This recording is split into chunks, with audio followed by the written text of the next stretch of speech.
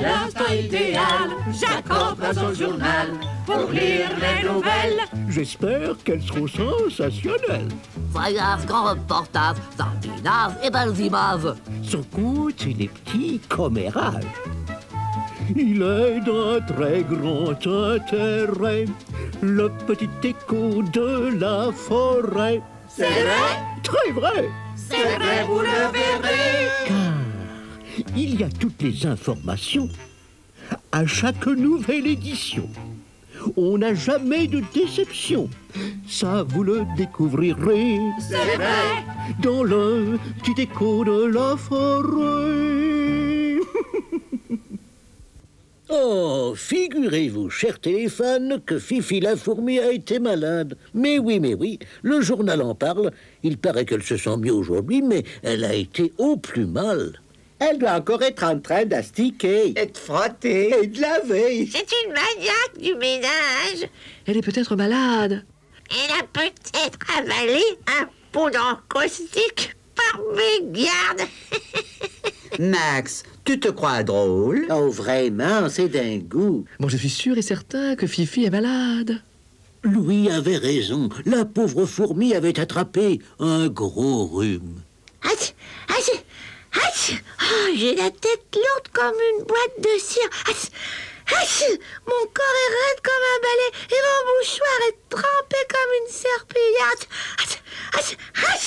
Oh, toute ma maison est d'une saleté épouvantable. Il faut que je nettoie tout de fond en comble. Il le faut. Fifi n'était vraiment pas raisonnable. Quand on est malade, on doit rester au lit. Le ménage peut attendre. Non, le ménage n'attend pas. On doit faire son ménage tous les jours, mort ou vif. On ne doit pas se laisser aller. Fifi avait des principes et elle y tenait. Si Fifi est malade, mourante dans son lit, toute seule, nous devons faire quelque chose pour elle. Il faut d'abord être sûr qu'elle n'est pas bien. Excellente idée. Zip, zip. Mademoiselle m'a demandé. Oui, pour une urgence. Nous n'avons pas vu Fifi depuis 8 jours. Parce qu'elle fait son ménage.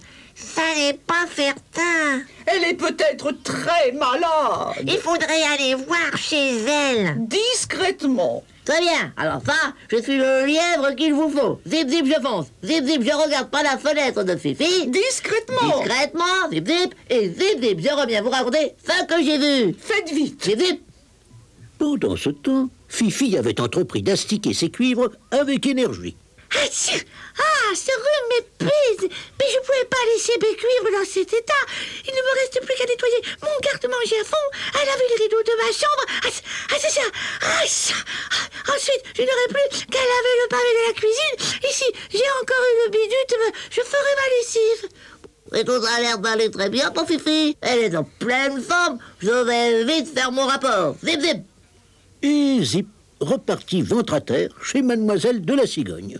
Mission accomplie. Zip, zip. Alors elle fait son ménage à fond, comme tous les jours, mais elle porte un châle pour ne pas prendre froid. Voilà. Elle porte un châle. Mais c'est très inquiétant. Elle a peut-être attrapé un torticolis. Vous croyez? C'est évident. Mais elle fait son ménage. Pour transpirer, c'est excellent pour les torticolis. Moi, si j'avais un torticolis, je me coucherais. Moi aussi. Moi aussi. Moi aussi, je l'avoue. Quand on est vraiment malade, On se couche. Et Fifi fait son ménage. donc elle n'est pas malade. Si vous l'aviez vu astiquer ses cuivres, il disait qu'ensuite, elle nettoierait son garde-manger à fond. À fond? Puis qu'elle laverait ses rideaux. Ses rideaux. Et puis qu'elle laverait le pavé de sa cuisine. Sa cuisine? Et elle parlait aussi de faire sa lessive. Donc Fifi n'est pas malade. Mais nous sommes inquiétés pour rien. Pour rien. Tout le monde était rassuré, mais la pauvre Fifi était loin de se sentir en forme. Oh, je suis épuisée, je n'en peux plus. Je crois bien que je vais me mettre au lit. Je suis décidément très malheureuse. Oh. Et voilà, cher téléphone, si notre amie Fifi était restée au lit, ses amis seraient venus la soigner. Peut-être comprendra-t-elle enfin que faire le ménage n'est pas le seul but de sa vie, n'est-ce pas? Ah bah ça y est, elle m'a flanqué son rhume.